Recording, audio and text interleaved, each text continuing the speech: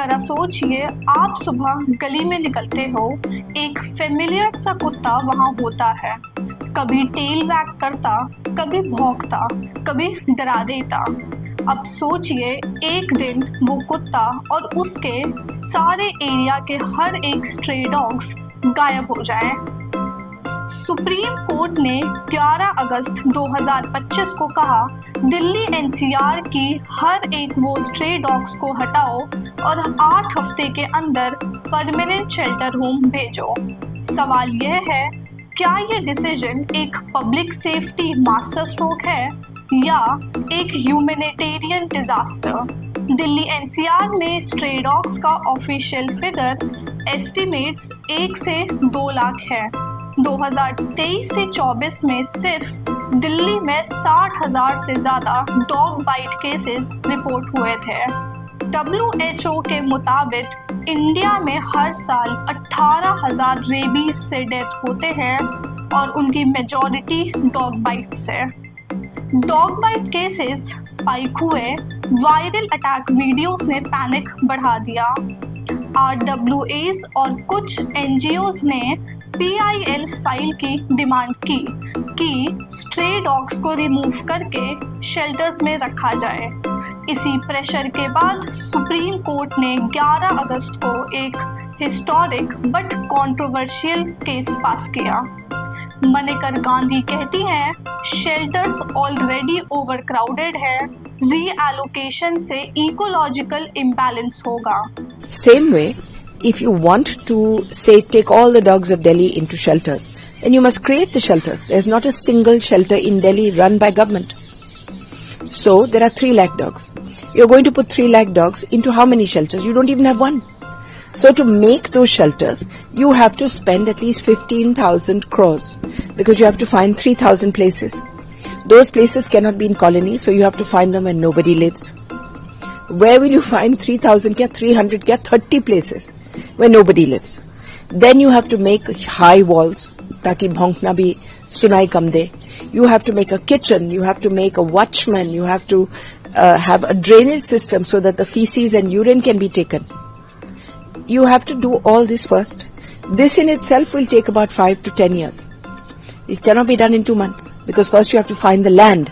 Then you have to create, you have to say that the land belongs to the shelter.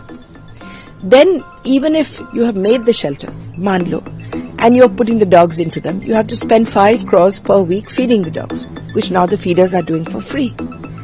Once you have even done that, you have to have a van. In case the dogs get ill, you have to take them back and forth from them. You have to employ 1.5 lakh people to just be safai karamcharis there. Alright, at these shelters. Do we have 1.5 lakh people? Their salaries will be another so many crore rupees. So let us presume that कि हमने छू मंतर काली कंतर करके we have managed to get 3,000 shelters in 6 weeks, 8 weeks. We have put all the dogs in. Firstly, when you're going to get the dogs, there will be mara-mari, there will be fighting in every gully because the feeders are not going to let the dogs go. So every day there will be fighting and police and tamashas all over Delhi. Do we want this destabilization situation? Other political parties will get into it, attack the BJP. For what reason? For what reason? So first you go and create a fighting situation. Then if the fighting stops and you have managed to get all these dogs and you put them into, let's presume that you put all 3 lakhs into these 3,000 shelters.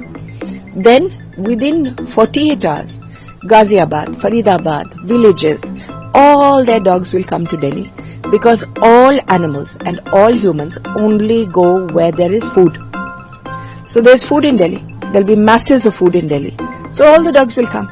So within 1 week, you will have 3 lakh dogs again. And these will not be sterilized. So what will you do then? You'll start the sterilization program all over again and spend another 100 crores on it. Does it make sense? Animal welfare groups कहते हैं, reallocation is cruelty, stress और high mortality. एक तरफ parents और local residents कह रहे थे finally बच्चे सेफ रहेंगे, दूसरी तरफ एनिमल लवर्स कह रहे थे ये मैसेकर बन जाएगा। सोशल मीडिया पे hashtag safety first versus hashtag stress trend कर रहा था। दिल्ली शेल्टर्स की एवरेज कैपेसिटी 100 से 200 डॉग्स ऑलरेडी फुल हैं। 1 से 2 लाख डॉग्स शिफ्ट करने का मतलब मैसिव इंफ्रास्ट्रक्चर, डेयरी फीडिंग और मेडिकल केयर। पेपर पे स्ट्रॉन्ग लगता है पर ग्राउंड रियलिटी में ये एक नियर इम्पॉसिबल है। 14 अगस्त को पब्लिक बैकलैश के बाद मैटर 3 जज बेंच को रेफर किया गया। सीजेआई प्रॉब्लम अथॉरिटीज की इनएक्शन की वजह से है। अब final decision reserved, immediate removable hold पे है। मतलब 11 अगस्त का रिमूवेबल ऑर्डर फिलहाल रुक गया है। सर्वेस के हिसाब से 71% लोग रिमूवेबल के फेवर में हैं। एनिमल राइट्स प्रोटेस्ट चंडीगढ़ और दिल्ली में स्टेरिलाइज्ड डॉग्स उठाए गए तो कैंडल मार्चेस हुए थे। पब्लिक सेंटीमेंट 2 कैंप्स पे स्प्लिट है, safety first versus compassion first, और दोनों साइड्स के पास अपने अपने आर्ग्यूमेंट्स हैं। एनिमल बर्थ कंट्रोल रूल्स 2023 के हिसाब से स्टेरिलाइज और वैक्सीनेटेड डॉग्स को फिर उन्हीं के एरिया में रिलीज मैंडेटरी था। सुप्रीम कोर्ट के पुराने जजमेंट्स 2009, 15 और 2023 स्ट्रे डॉग्स का हैबिटेट राइट्स अपहोल्ड किया। अगर रीएलोकेशन अप्रूव हुआ तो दिल्ली को मैसिव शेल्टर्स बनाने पड़ेंगे, और अगर animal birth control rules uphold हुए तो स्टेरिलाइजेशन ड्राइव को वॉर फुटिंग पे चलाना पड़ेगा। जो भी हो, एक चीज क्लियर है, अब अथॉरिटीज को अपना काम सीरियस लेना ही होगा।